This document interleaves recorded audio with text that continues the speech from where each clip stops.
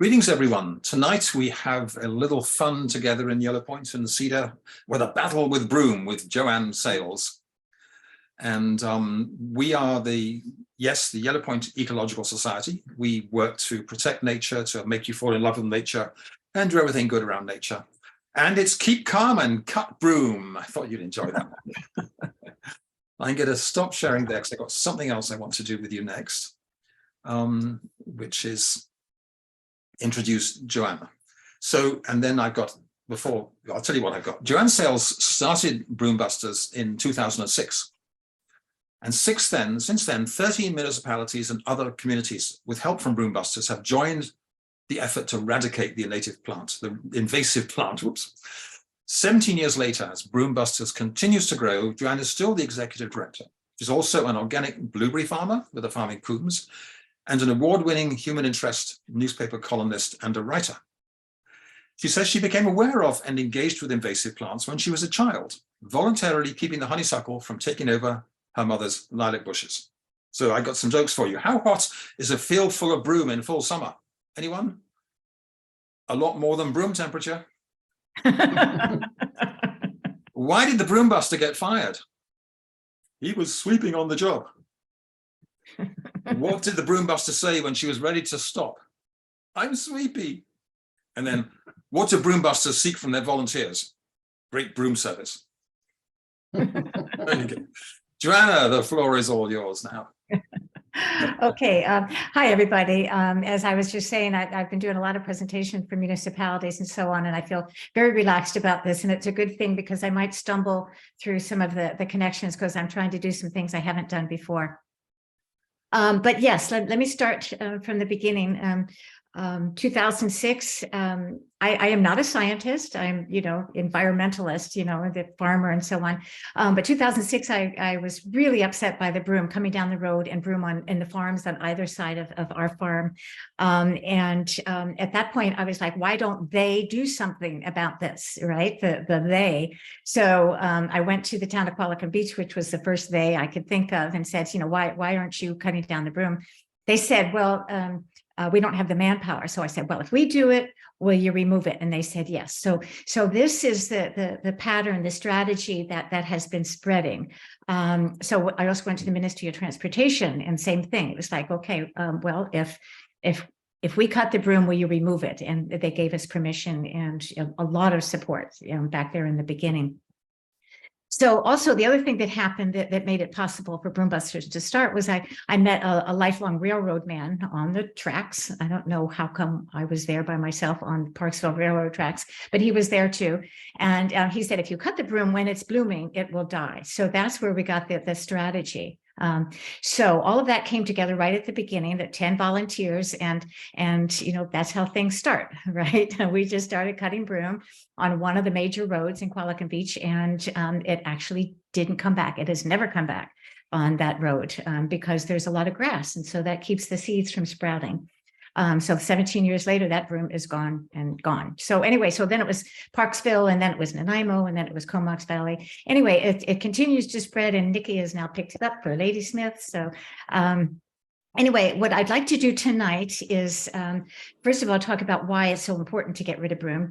But I'm going to go through that pretty quickly because I think most of you know how bad it is. But I also want to talk a little bit about the Association of Vancouver Island Municipalities that just passed a resolution.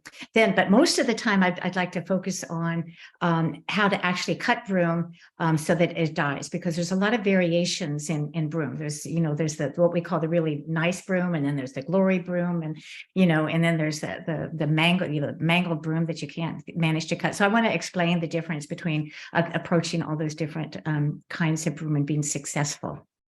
So first, I'm going to start with I'm going to share screen, and you know what? I'm just going to do this. I'm going to do things backwards. 3 minute. 3 minute. Is it working? Yeah, we're just going to watch this 3 minute video because I'm going to be talking about it later. So here we go. And turn the sound on. Yeah.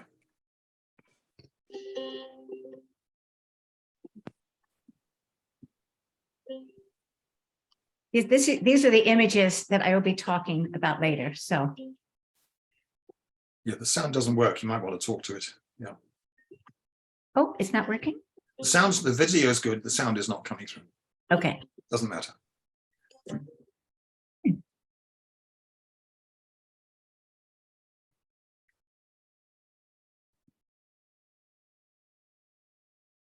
Why? Doesn't matter. You chatter over it. You can see. Okay. All right. You can hear me? Yes. Yeah. Okay. All right. So this is just a demonstration of how to get down to the base of it. And the music is nothing except banjo playing.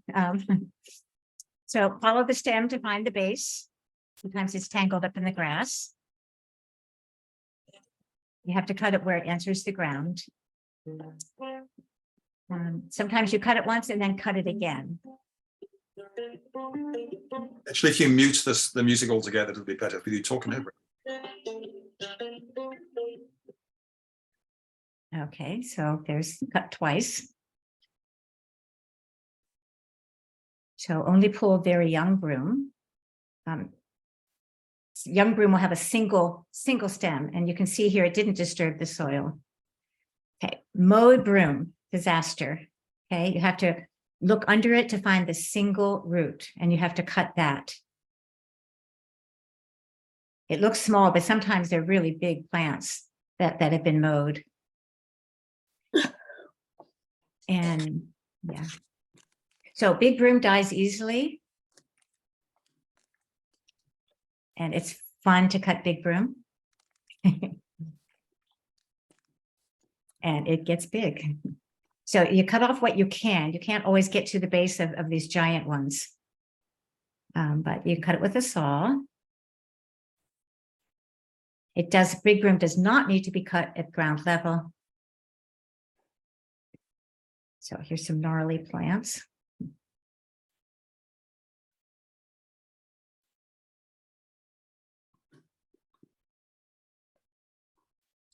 So this is a case of just mangling things so that they'll die in the summer's heat. Peeling will kill the plant.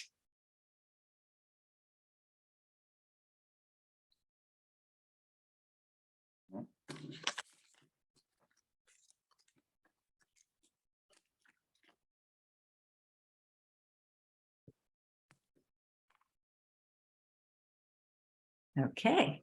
And in your collecting, you had all the stems pointing the same way for easy pickup, right? Yeah, and that's I'm going to be talking about that. Now you had some visuals. Yeah, thank you for that. So yeah, sorry that the music didn't work. Now I'm going to make that go away, if possible. Yeah, okay. So I'm going to do a PowerPoint right now because most of my talking is better when it's on top of pictures. So let's share screen again. And Play from the start, you want. Yeah. Okay. So here we are. Like I said, we started in Qualicum Beach in 2006. This year I went to Qualicum Beach, who's been our real ally, and said, let's present a resolution to AVICC. Now that's the Association of Vancouver Island Coastal Communities. Okay, so that's all the municipalities and regional districts on Vancouver Island, all the adjacent islands and the Sunshine Coast, calling for action to stop the spread of Scotch broom. And the resolution passed unanimously. Now that's really unusual for something to pass unanimously. Now it's pretty vague. The resolution is, you don't need to read it right now because it'll be shown piece by piece as we go through. But having a vague thing that passes at least gives us some, a foot in the door to start working with different unique, municipalities and so on.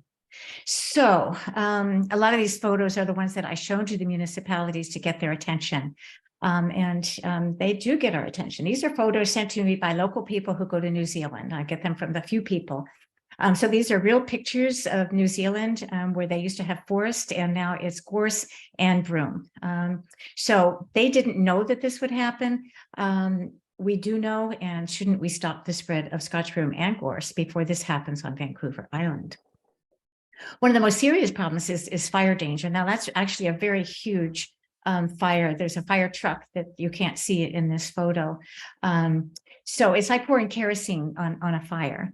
So Scotch broom increases a wildfire's fuel load, escalates its intensity, compromises fire situations, and makes fires more difficult to fight.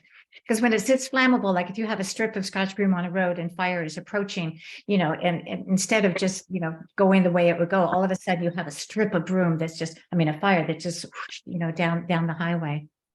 So this is what we wrote on the resolution. Climate change will bring us drought and higher temperatures in which Scotch broom will thrive and act as a volatile flash fuel, increasing the risk of wildfires and specifically urban interface fires.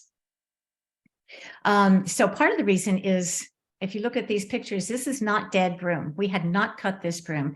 It was just a very dry summer, and this is what it looked like. So you can see that this is obviously increased fire danger.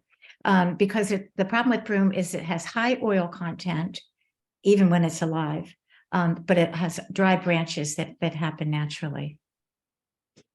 And then we got this problem with the BC Hydro lines. Now, BC Hydro, or transmission line companies, whatever they are, they're the only ones that like broom. We don't always agree with forest companies, but they hate broom too.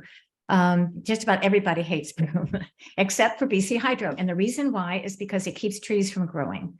Okay, so if you look at the pictures, they kind of look like dandelions. They look small, but as you see me walking in between there, some of that broom is huge. Okay, now this greatly increases the danger that fire will spread across the island because it's just absolute rivers of broom on the transmission lines.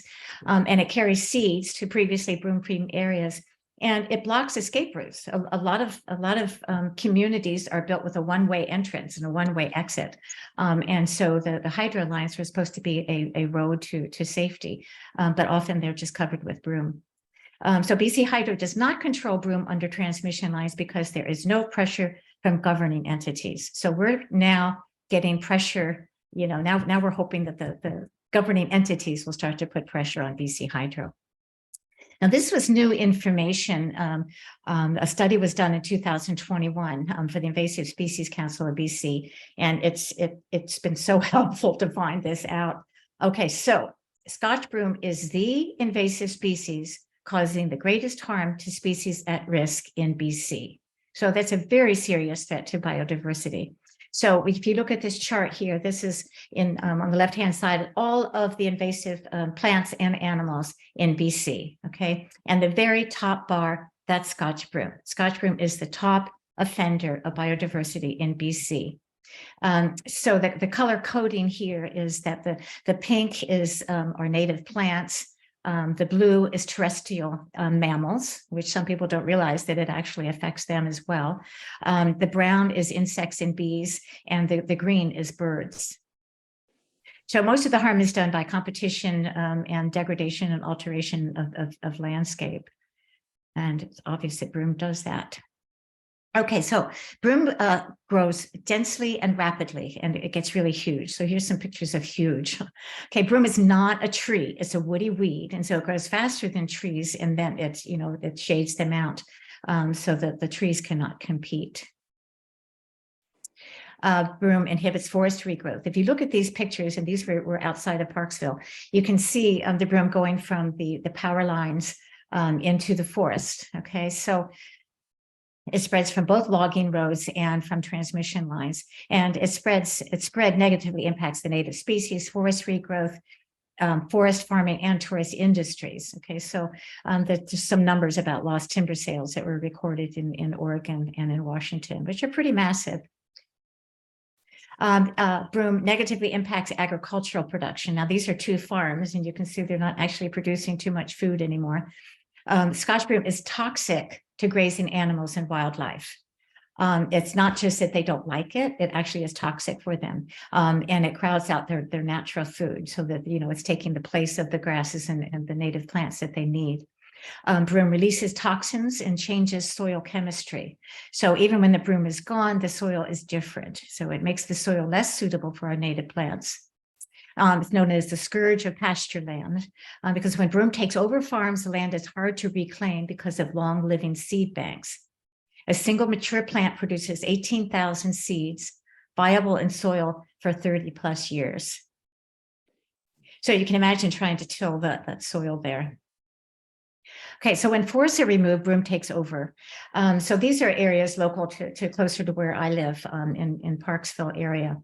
Land is too often stripped to trees, cleared for development or for farming, but then the land is basically left neglected. So Broom quickly forms dense monoculture. So the larger picture, that's what it looked like after 2 growing seasons, right? There was forest all the way up to the fence. It was removed. It was 2 growing seasons. It was that big. The one at the top, that was cut well over 10 years ago, and no trees have regrown. And the bottom is a brand new one near Top Ridge. But if you see some broom in the middle there, you know, it's going to spread if nothing is done about it. Both of these areas, not the one at the top left, but the other 2 were cut down because the owners were concerned about homelessness. Now, cutting down your forest is not exactly, you know, a solution for homelessness. You know, they're afraid that homeless people would make a fire there. So what happens now is one of the most flammable plants on the planet is filling, you know, their land.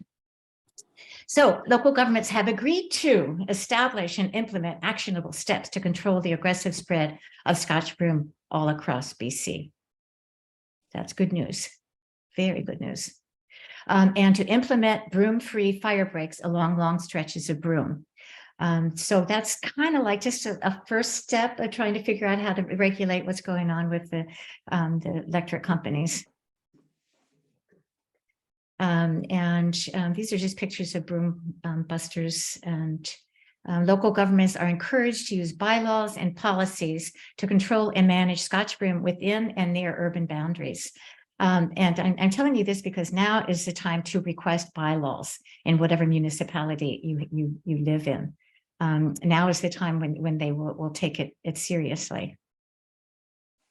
So far, Nanaimo, Lanceville, Parksville, Qualicum Beach, Campbell River, and Port Alberni have bylaws, but they're not always enforced. So that's another thing that now we have a little bit more clout that we can request that it's actually being enforced. So yeah, 17 local municipalities, 6,000 hours of volunteer work. So considering how harmful Scotch broom is, why is nothing being done about it? And why is it classified as only a weed of concern? Those are really good questions, but the answers, just so you know what people are going to say to you, is, oh, it's too expensive. It's already everywhere. It's hopeless. We'll never get rid of it. Other invasive species are more important. It's really black and white thinking. Well, I won't name names, but anyway, in one municipality, one of the foresters said, yeah, well, we're not going to focus on that because we'll never get rid of all the Scotch broom. That's not the goal. You know, we don't have to get rid of all of it. We just have to stop it from spreading. It's ridiculous to just let it have free reign just because we can't totally get rid of it. So we can't leave this problem to future generations, and we know what to do. So I'm going to stop share here. So at this point, I'm just interested if there's any questions that anybody has sort of about, you know, the government relationship to broom, how Broombusters works. Well, I'll tell you just a little bit more. So, you know, we go to, like, I appear as a delegation to most of the municipalities that has Broombusters in them, just to keep them up to date of what's going on and so on. But there will always be a local area organizer, and Nikki's going to be the area organizer in Ladysmith. Okay, so that person is the one who communicates within the municipality. But outside of the municipality and the regional districts, unfortunately, there's nobody who's saying that we're going to pick up broom, you know, or chip it in place. And so Broombusters actually has to do that. We pay tree services to chip the broom in the regional districts. And, you know, we get some funding for that, not enough to, you know, so anyway, the point is it's not a free for all, but there's a lot of autonomy, especially in the regional districts. I mean, excuse me, in the municipalities. But it also, you know, when there is an organized effort in the regional districts, that is also, you know, something that can be done, and we do it in all the regional districts. So, are there any questions about, you know, kind of the structure of Broombusters and how it works? So, Joanne, that was a really impressive presentation, and I can see why they all voted in favor. You've got them fully alarmed and freaked out with all that sort of stuff. And it's impressive. A couple of quick questions came up. When you said 18,000 seeds, is that per plant per year or over the life of a plant? Oh, no, that's per year. A year, I thought so, right? Yeah. That's an average size plant, right? Yeah, well, a mature plant. Yeah. And then Laurie Frisky's asking, if BC Hydro is compelled or forced to control broom in their rights of way, won't they use pesticides to do that? They do not control it. If they were to control it, they would use pesticides. Well, no, that's not totally true. I take that back. There's a farmer up in Dunsmuir area who was one of the original, like in the 50s, he's an old guy, and he has the original contract with BC Hydro that says that if it causes having the power lines over your private land causes any problem to your farming, or I don't know if it's just farming or, you know, whatever your life thing is going on, that they would remove it. Okay, so obviously they haven't, but for him, because he's got that original contract and could quote that original contract that most people don't know about, they did finally come and clear the broom in his area. And they didn't do it by poison. They actually cut it down. I mean, these are tree-sized things. So, you know, if they don't cut them down alive, then they're going to have to cut them down dead, you know, because then they're even, you know, if they just sprayed them. I'm going to show you a picture later about poison. Poison doesn't always work. It works for a while, but you still have to cut it, you know, and then it's going to come back anyway. So, yeah. So Jane, that's Champagne Jane, is saying there's a lot of gorse north of Nanoose in the centre highway median. And I just noticed a new, to me, patch in flower along the train tracks by Coronation Square in Ladysmith. So this is gorse and not broom, but gorse is extremely flammable as well. It's also an invasive plant, right? Yes. Yeah. And gorse is, it's actually worse. You know, there's a lot of good things about Scotch broom. And it's really prickly and hard to cut. It attacks you. Yeah, and it's got thorns, and it doesn't die from cutting. So you actually have to either keep it mowed ground level continuously for a couple of years so that there's nothing that's, you know, no photosynthesis going on to the roots, or you have to use a herbicide. So whenever it enters an area, that is the time to take care of it, because you don't want it to spread and then eventually have to use herbicides. Yeah, so Donna's asking a question, and Donna, please mind, I'm going to tease you a little bit here. Can we put broom in our green bin? And if your green bin is the size of a dump truck, yes. Well, actually, in the RDN, we just got notice that you can put it in the green bin. So the good thing about that is at least you can put seeds inside there. So, you know, if you don't manage to get the whole plant. But doesn't the green bin get put into a composting arrangement? And isn't that the risk of spreading seeds far and wide? Well, what they said is that the heat of their processing for composting actually will kill all seeds. So that's why they're and they did that after they passed the resolution. So I think that it was one of their first steps that they could make. Now, I wouldn't assume that that's true in like the Qualicum Beach composting. You know, I don't think that one's controlled enough to kill all seeds. Yeah. I wouldn't send it to them. So apparently the green bin is okay. Yeah. So Jan, if people Joanne, if people take the minimum responsibility of broom on their own highway frontage. So a lot of people around here have got 5 acres of land. And sometimes you've got quite a bit of highway frontage. I mean, we've got 200 meters ourselves, but I look after the whole of Barney Road. In terms of collecting it, that's a small amount altogether to hire someone to come out and pick it up. Is it safe? What do you recommend if people are just doing small amounts on their own land in terms of collecting the dead broom? Yeah. Well, you can take it to the dump. Fortunately, I think that our transfer stations will still accept it. There are some places where they require that you put it in plastic bags. It's like, oh my God, are you crazy? Right? I mean, broom without seeds is harmless. Yeah. right? As soon as the seed pods form, then it's not. But anyway, but that also means that if you're cutting it on your own property and you have 5 acres, there's probably a place where you can compost it, where you could take it and you can stack it. It actually settles down very quickly. You know, if you cut it smaller, so you don't have the big branches sticking up like that. So you just cut off the branches and let it lay down. Some people would because of a fire would want to put a tarp over it or something. But then you could, you know, burn it in the fall. So that's what some people do. You can also, you know, neighborhoods will rent a chipper and they will, you know, just chip the small amounts like that. And then there's areas like, well, I guess Highlands is a, So, okay, I'm going to cancel that. yeah. I mean, I'm waiting for other, please throw your questions in. What do you say to the regional district or the Ministry of Highways in regional district areas will send round a curb cutter where they cut everything off low to the ground for sort of 4 feet in from the edge of the road.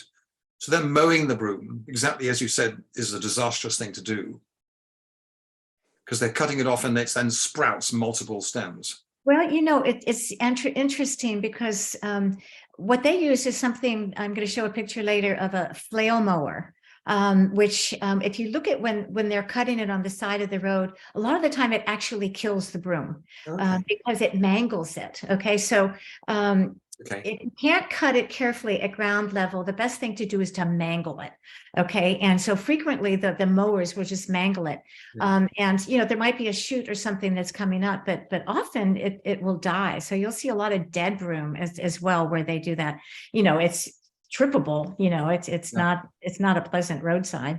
So can chipped broom be used as mulch? And I think I know the answer, but I want to hear it from you. Well, there's experiments going on. You know, the District of Highlands is trying mixing it with horse manure. They did it for a couple of years. I think they found that it's actually too expensive. But chip broom is, you know, yes, it has some toxins in it, but it's, you know, it's I think after it sits for a while, I'm not a scientist. I don't know, but you can. Am I right in suggesting that if you've cut it, as long as it's all in flower and not in seed, the chipping is going to be okay. If it's in seed, you're putting the seeds into the mulch and spreading it. Yeah. As long as there's no seeds. And if you're chipping on the side of the road, like if you've, you know, doing a big area and then the chipper truck is going to come along and chip frequently, or usually what they do is they just chip onto the side of the road, but they're chipping on the side of the road where the broom came from, you know. So if you're chipping 100 seeds, you know, and 100 feet long, that's much better than 100,000 seeds, which would have been there if you hadn't cut it. Right. So chipping is, you know, we still say it's the best thing to do, even if it might have some seeds, but hopefully you stop before the seed pods mature or become to the point where they will mature. So Julie Devereux, do you want to unmute yourself and ask and tell people about the NIMO's drop zone? Oh, okay.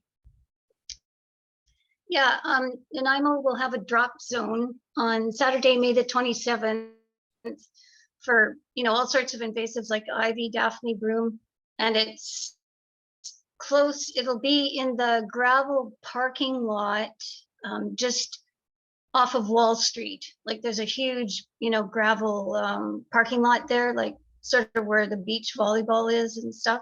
So there'll probably be signs. Yeah, the entrance to Bowen Park, right? So that's a place anyway. Okay. To drop.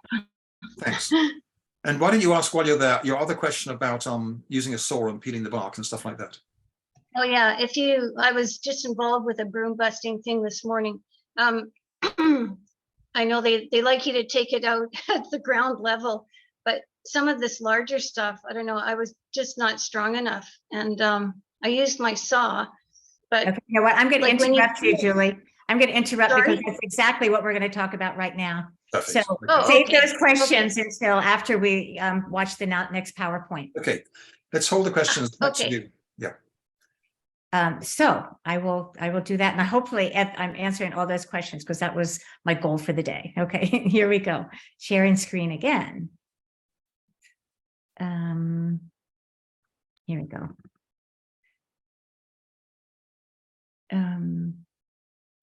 Play from the start, left hand top. Okay. Okay, the problem is, okay, excuse me, I have to end that show. Okay, and now am I doing the right one? You got the one with the cars on it? And Yeah, so this one has to go away. That one I already showed you. Okay, now play from start.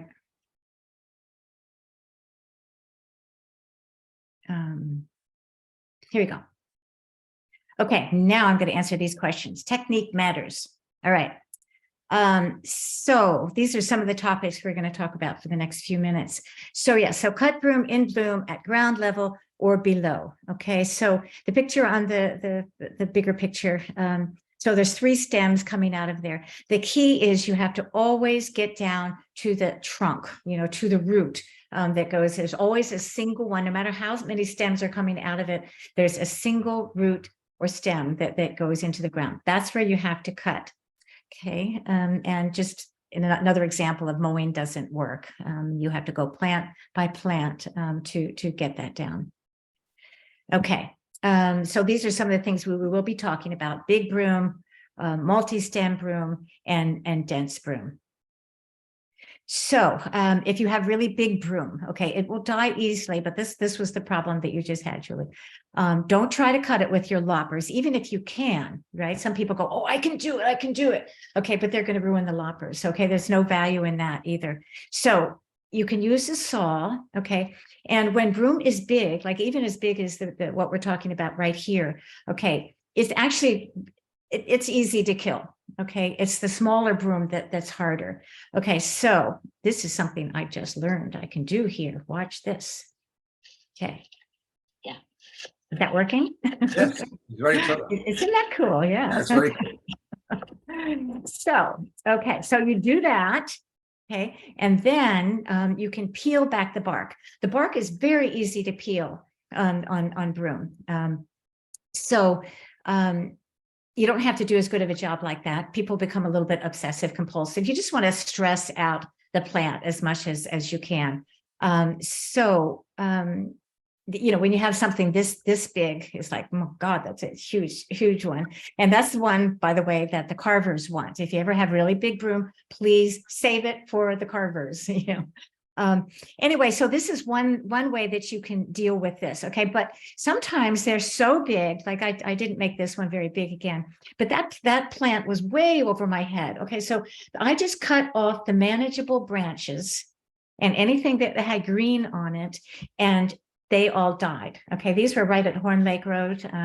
And, we drove up there for years and saw them standing quite tall still, 5-10 feet, but looking like skeletons because they had actually died from having all the green cut off. Okay, that means that you have to look carefully to make sure that you're getting all the green branches, which might be going under the ground. Okay, so let's see, it will die in the summer's heat. One thing that we recommend is like this one, we actually still cut very low to the ground. I need to get some more pictures because sometimes when you're doing this, especially if it's an area of a park or something where somebody might be walking, you actually want to do it like, 2.5, 3 feet high so people actually see them, right? Like this is one that somebody could trip over or an animal could trip over. So it's better if you actually leave them standing higher and then mangle them a little bit. So you can take a saw or you can, peel the bark, or you can take your loppers and you just kind of like, just cut places on it. And then you peel it in different places, basically make it miserable and it will die. So just because it's too big for you to cut doesn't mean that you can't stop it from growing. Now, in the area you are cutting, in the Nanaimo parks, it could be, or if that's where you were, that they're going to insist that those stumps be cut down, but you don't have to do it. Somebody else should have to do that. So no, I don't want you. I want the next one. Okay, so the multi-stem ones. This is a nightmare when you end up with it's like, oh shoot, I cut everything off, but you can't actually get to the underneath to cut the basic stem. Either that, or it's too big for you to do it, and you can't saw underneath there. So one thing, yeah. Am I talking to Sophia? Pamela, can you mute yourself? Okay. Just go on, Joan. Okay, so then one thing you can do when you have this kind of a situation is, once again, here's the magic. So once again, just mangle things so that it's exposed to the sun. And oh, that's one of the reasons why we cut in bloom, is because not just because the energy is above the ground and the roots are at their weakest, but also because it's followed by the drought of summer. So no plants are having a great time, in the summertime. So, all right. If you see any broom like this near your house or on the road near your house, please get rid of it. It's really dangerous. Okay. Sometimes, like if you don't have enough loppers, but even sometimes if you do have enough loppers, it's better to have two people working together. So one person is pulling on the broom, and that allows you to get all the way to the roots. So sometimes that's more than twice as fast. Here's some pictures we took at Cameron Lake. So, we cut an area and the same area, but farther closer to the forest. All the broom that we had cut died, but they sprayed this right by the road, and this is what they ended up with, right? And I don't know how much longer later it was, but anyway, it started to come back, and you can see, even though the top part was poisoned, the broom was starting to come back. So I talked to a man who he's environmentally minded, but he says sometimes you really have to use. He's a professional using herbicides. Anyway, he says they have to be, if you're going to use an herbicide, it has to be done at a time when it's going down to the roots. So my guess is they're just like, spraying without awareness of that. And so basically they kill the surface of the plant, but not the roots. It's not our method anyway. Okay, don't dig or pull the roots. Okay, this is what happens when you do that.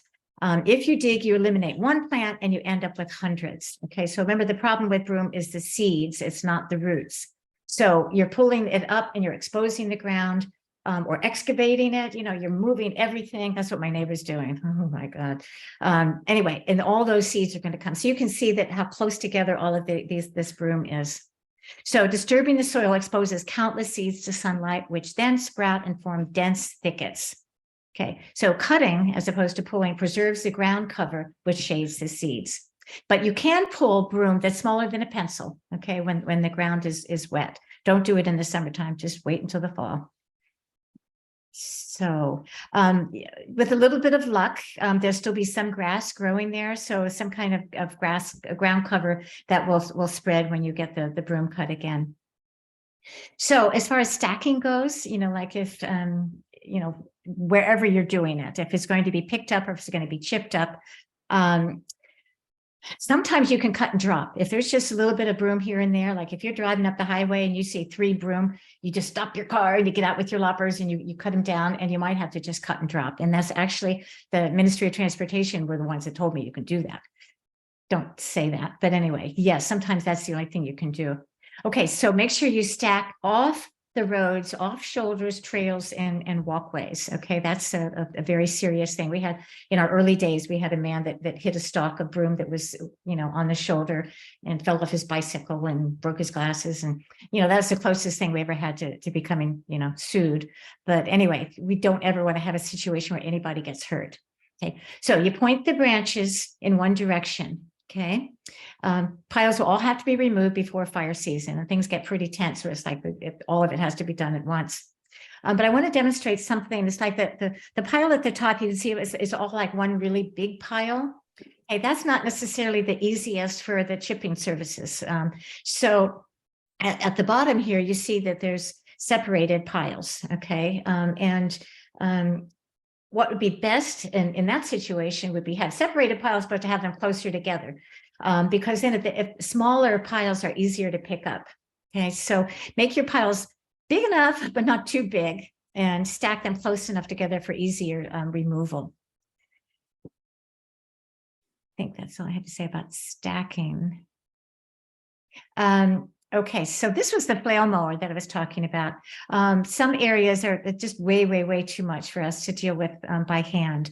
So a flail mower can mangle up the roots and expose the inner core to the sun. But then if it's an area that you're really caring about, you're going to need to go back and after, in the middle of the summer, you don't have to worry. Once the blooms are gone and it's not going to make seeds, you can be cutting anytime in the summer. as long as it's, got enough time to die before the rainy season comes. But a flail mower, the Qualicum Beach had 10 acres of landfill. It was, like a park, but then it got covered with broom. But they just cut it with a flail mower, and it almost all died. We had to do some cleanup, but that actually works. But prevention is best. So this was an area where this was the yellow field. There was a forest, and there was broom on the roadside. Okay, this is just an example of why we have to get it off of the roadsides, because as soon as that forest went down, then it became a broom forest. So we stop when seed pods form so that we don't spread seeds.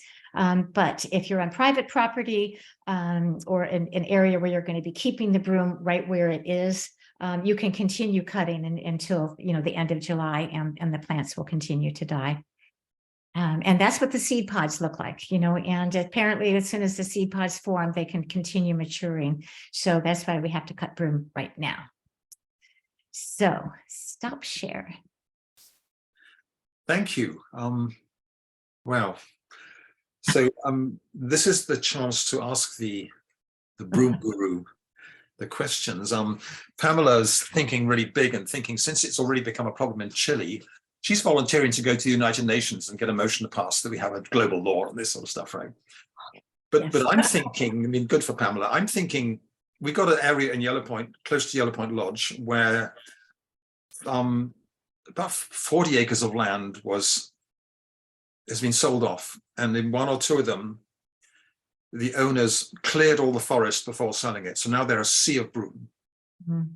And given the fire risk that the broom brings, could there be bylaws that prevent a landowner from cutting forest more than a few months before development happens? So you're going to go straight to development, and make it illegal to cut forest and leave it empty, and becoming a fire risk. And no, Yellow Point is not named after the broom. It's named after a little yellow flower that blossomed down by Yellow Point Lodge. That would be what we want.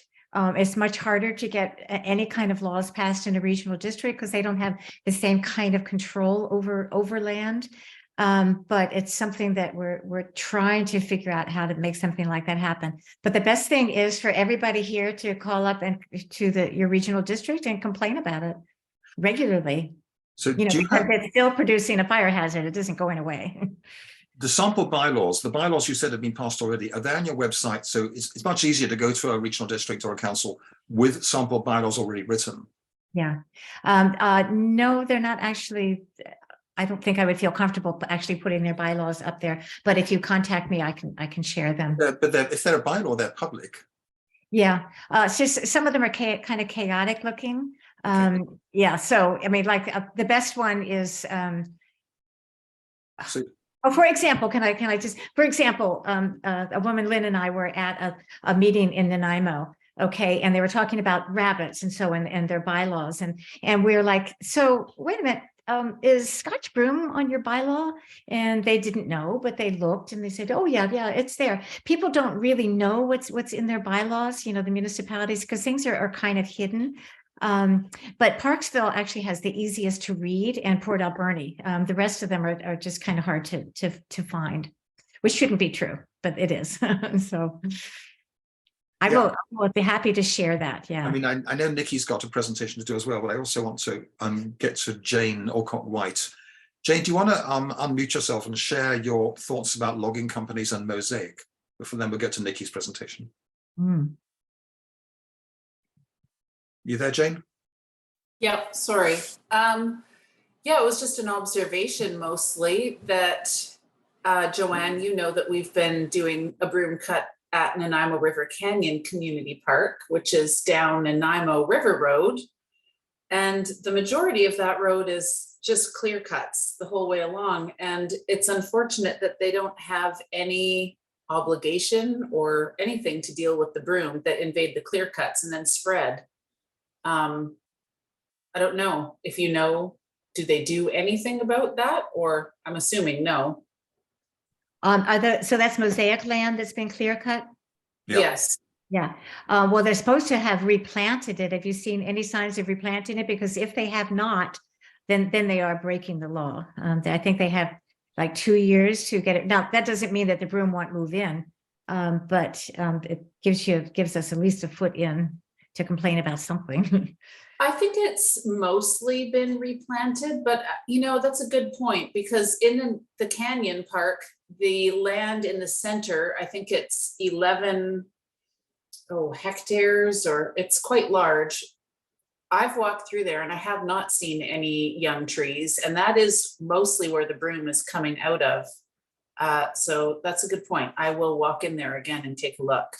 But also, Jane and Joanne, if replanting is often getting a tiny little, stub of a tree that's like 12 inches high, and it wouldn't do anything to impede the broom. No, it doesn't do anything really.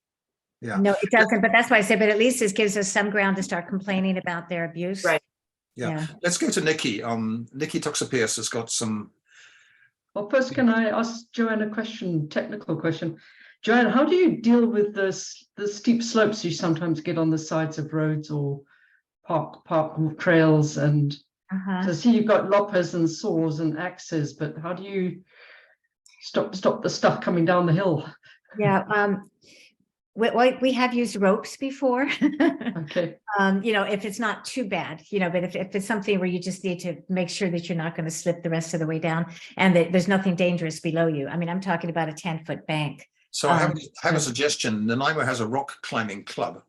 Yeah. And they might want we just get Jane's son, right? Well, Jasper's another story. If we clone Jasper 10 times, but rock climbing clubs, they go to artificial rocks to climb them. They might have some real-time experience doing And we actually had the Aerosmith search and rescue cut the broom on the banks of Top Ridge going into the Englishman River. So, and that was a practice event for them. So they, so for bigger areas, you might be able to, bigger public areas, you might be able to entice them to, search and rescue. Two quick questions before we get to Nikki. Julie's asking, the broom is not in bloom yet, but isn't it still useful to start cutting it down now to give us more time to cut? Yes. Yeah, go ahead and start. Yes. It's way behind the season. Someone from Nature Nanaimo is saying, are there any known biological controls, any pests or diseases that may be available that have been tried elsewhere? There are some that they're using, but I think that even though they might be working, they're very slow and not really available to us. It's not going to solve our problem. And the record of bringing one pest into control and others dubious, right? Sometimes. Right, Nikki, you take the floor now. Okay, thanks, Guy. Evening, everybody. So I'm Nikki. I work with Jane and with Joanne. And let's start from the beginning. I'm with the Yellow Point Ecological Society and the Ladysmith Broombuster rep. And so I just thought it'd be a good opportunity to share the plans for both those organizations for invasives. And because I was interested in invasive species control, I went to the conference a couple of years ago and met Joanne, and she stepped up and helped out getting going our Ladysmith Broombuster Society, and help us win the war. She's shown us how we can win the battles. So one area Jane and I work on for the last few years with parks, BC Parks, is the Hema Park, and we've done quite a lot of ivy clearance and a bit of restoration, and then we are continuing to work with BC Parks to get going and adopt a patch system so that we can maintain these patches. And Joanne, you'll see there's some broom patches from the land clearance coming in, so there'll be some bloom clearance in our future there. So we haven't yet set the plans for this year for Hema Park, but there will be some invasive species control going on there. And one of the things that we're working towards for the people who do the adoption is that they understand what they're doing. And the 2 points there, 5 and 6, is, are they confident that they can identify the species that they are removing? And do they know how to dispose of it? As Joanne said, disposal is often one of the bottlenecks for removing invasive species. So with disposal options, working both with Ladysmith and in Hema Park, we're working to either have to dispose on site or somehow get it to the CBRD dumps. And sometimes, as Joanne says, that means bagging and tagging, and it's not very practical. So I think the more we can dump on site, the better. The types of problems Jane has seen and I can understand is that people get confused quite easily as to what is the invasive species and what are the native plants you must protect. And if you look at the two outside pictures here, this is the invasive broom in yellow flower, very obvious. And on the far right is the red huckleberry, which looks reasonably different to it. But if you take the two young plants, they both have green stems and both have little green leaves. And if you're doing a broom bust and taking out the young plants, it's something to watch for and something to help people understand is what are the lookalikes that are out there. And we want to, I don't know if you sort of kind of noticed in the picture before, there's a little signpost at the dumps as to what invasive species we can drop there. We want to improve the communication, the education is like, take this one out, not this one, so that people are aware that they don't start copying what other people are doing and pulling out the wrong plants. It happens with ivy as well. I think Jane was in Jack Point and saw all the huckleberry, the honeysuckle had been pulled out, and they were probably intending to pull out ivy again. Ivy growing up a tree looks pretty obvious, but little sprouts coming out the ground look like little things with green leaves and little stems and can be mistaken. And holly and Oregon grape are another classic. When they're in flower or berry, they're very different.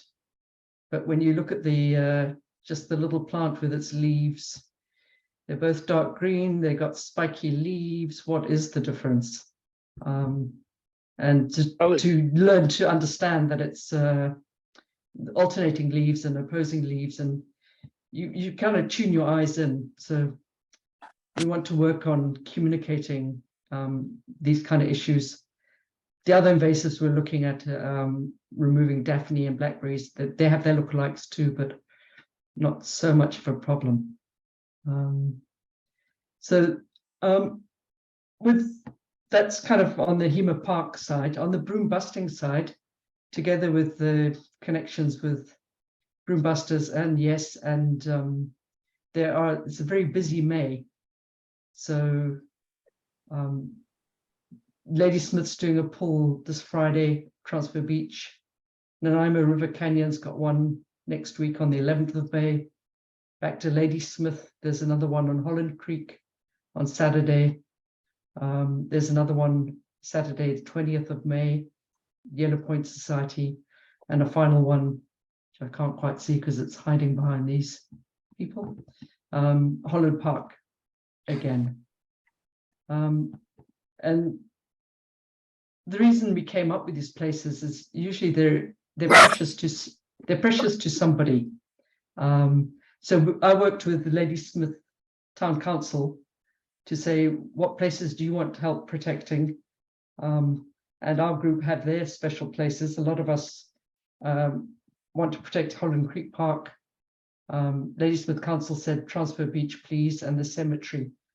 So longer term strategy, we're going to start with our special places, clear the broom backwards,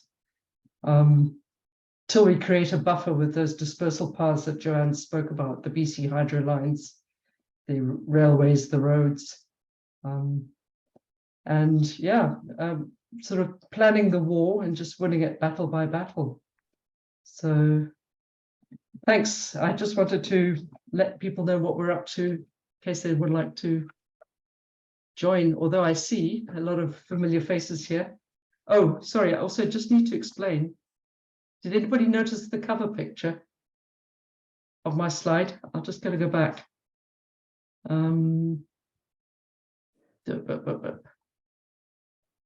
Sure. I see a lot of familiar faces too from the BioBlitz today. And we started the BioBlitz 5 days ago. Oh, slideshow's not coming up. Oh, there we go. Okay, in the beginning.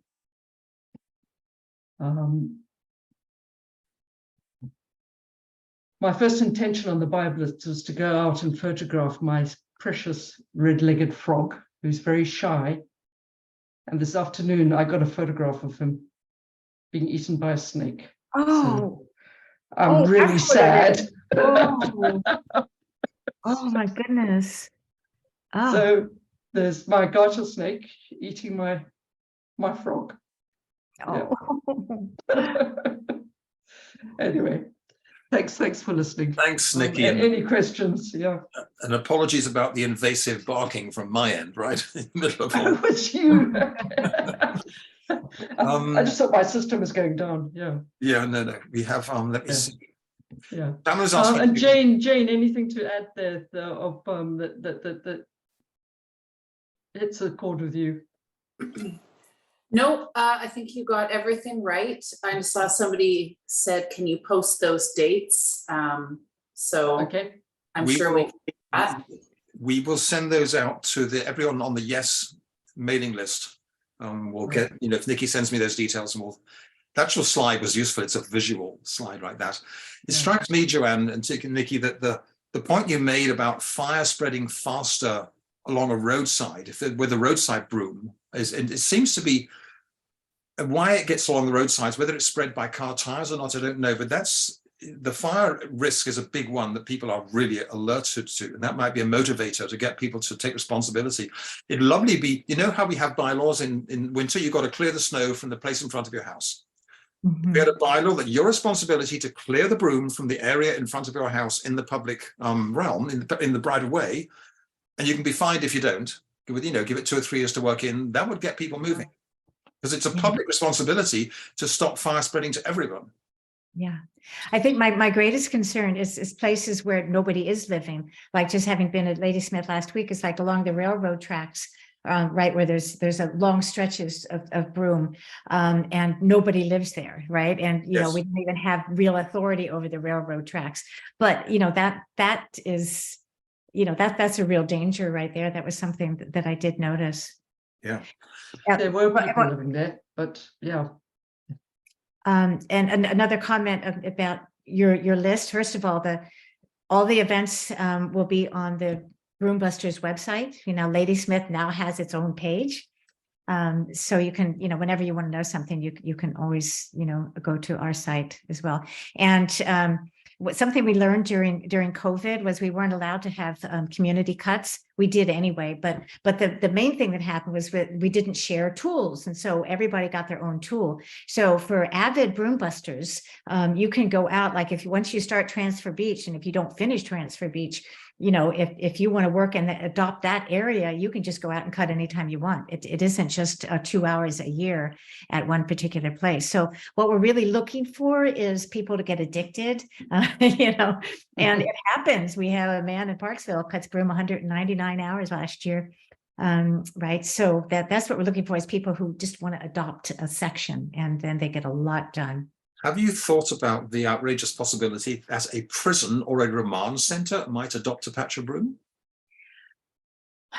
The problem with the prisons is, that they used to be the ones that, when we started, I said everybody was so supported at MOTI in the beginning. They did all of the chipping too, because it was the prisoners who did the chipping.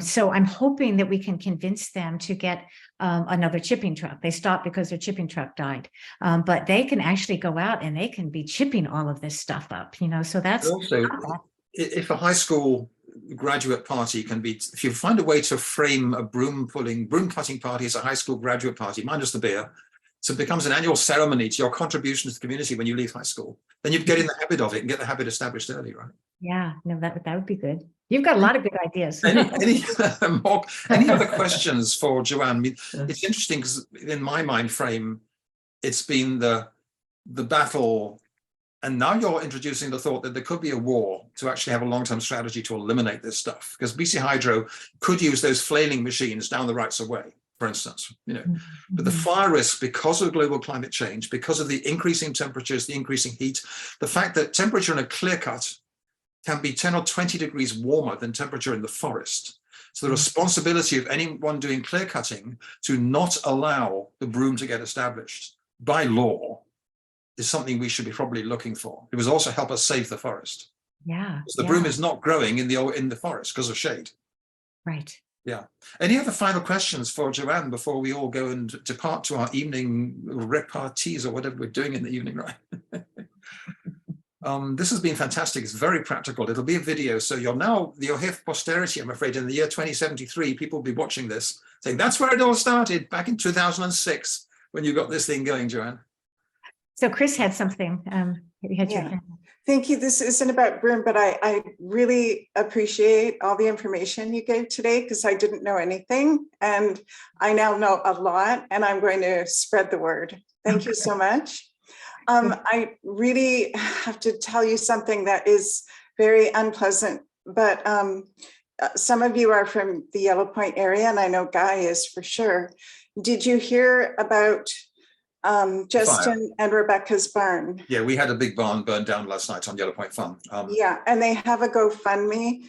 And we also they are the gathered most deserving young couple. They're the hardest workers and they've put all their everything into their farm and they really, really could use our help. we also understand that they actually have insurance. They have a what? They have insurance. Yeah, but insurance doesn't cover immediate needs like the food But for their animals. There's a GoFundMe for them, which has raised 6,000 already in just less than Good. 24 hours. Yeah, I'm just saying, People are chipping in. in case you weren't aware, I thought I'd better mention it. Yeah, thank you for that. Yeah, it's Yeah. a huge disaster happened last night. Well, look, I'm going to go to full gallery, and anyone who wants to come off camera to thank Joanne for her, not just her presentation tonight, but so open up your cameras and just stop your videos thing. I'll stop recording first, and we'll just stop recording. Thank you, everyone. Great evening. Thank you, Joanna, and we'll stop the recording.